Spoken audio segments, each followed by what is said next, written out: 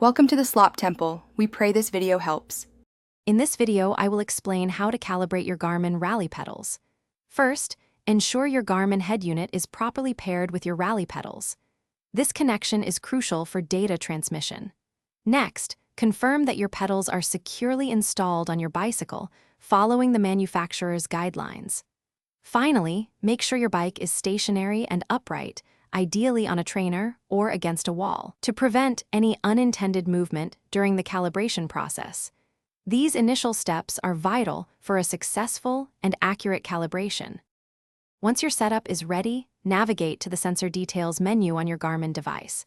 You'll typically find this under the Sensors or Bike Profile section. From there, select your Rally pedals and look for the Calibrate or Calibration option. Your Garmin unit will then guide you through the process.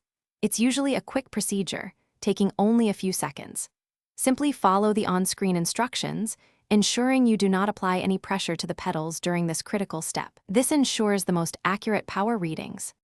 For the most accurate power data, it's highly recommended to calibrate your Garmin Rally pedals before every ride.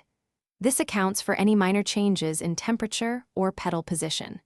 During calibration, it is absolutely essential to keep your feet off the pedals and avoid any pressure whatsoever.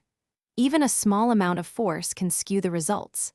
Additionally, always perform the calibration on a flat, level surface. This helps ensure consistent and reliable power measurements throughout your cycling activities, giving you precise data. After completing the calibration, your Garmin device should display a success message, confirming the process was completed correctly. If you encounter a calibration failed message, don't worry. First, try repairing your Rally pedals with your Garmin unit and then repeat the calibration steps. Sometimes, a simple reconnection resolves the issue. If problems persist after 2 or 3 attempts, it's best to consult the Garmin support website or contact their customer service for further assistance.